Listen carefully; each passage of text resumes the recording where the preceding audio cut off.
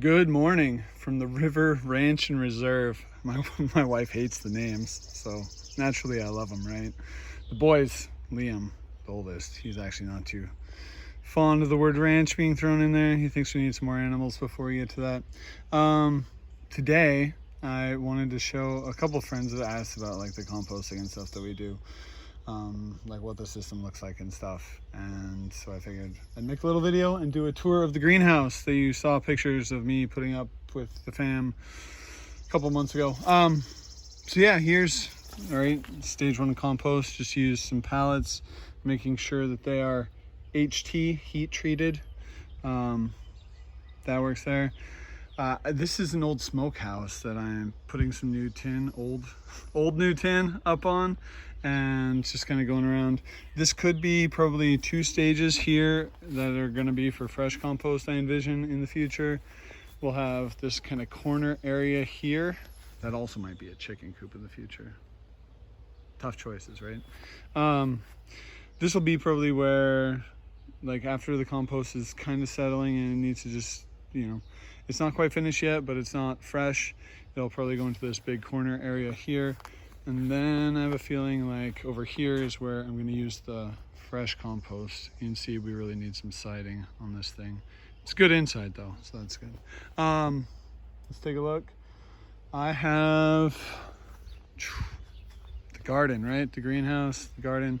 So Mother's Day in Mankato, Minnesota, we got some sleet, some hail. I don't know. It was a mess. It was really brief, but we were at a state park for a walk and we came home and everything outside had pretty much died except for some potatoes. I'm sure all my farmer friends know, right? Like, I was a fool for trying to put stuff in the ground in April in Minnesota. But that's what I tried to do, right? I had a greenhouse I could play around with and the weather was good, right? So I decided to try.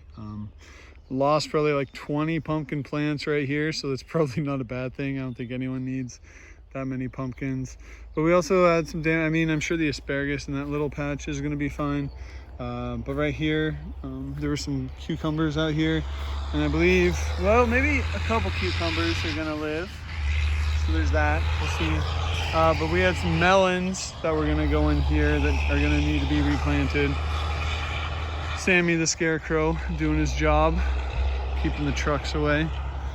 The rain gauge, I just emptied or we take a look. Okay, so inside the old greenhouse, right? The broccoli looks like it had some heat stroke yesterday. This was all weeded over. I hadn't really been out here much since Mother's Day, so I had to do a lot of weeding when I came back out. I don't know, it was kind of a minor depressive episode, I'm not gonna lie, when everything died. But fortunately in here, things were alive. More broccoli. I need to get these beans, or peas, I believe, attached to the bamboo. We have lots of hot peppers here, and some of various sorts over here. Some cabbage, lots of tomatoes, a few different varieties here. Our little strawberry patch. Woohoo! Some more melons in here. Some of these actually did die even though they were in the greenhouse, so that's a bummer.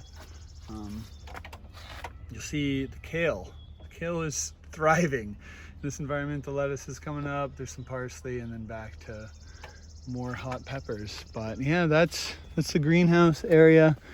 You'll see almost everything here has wood chips on it. This is a permaculture inspired little area that I got. You see my lava rock paths and stuff, which is not necessarily permaculture inspired, but the use of the wood chips, it definitely does help reduce the number of weeds. As you can see, evidence quite clearly right here, right?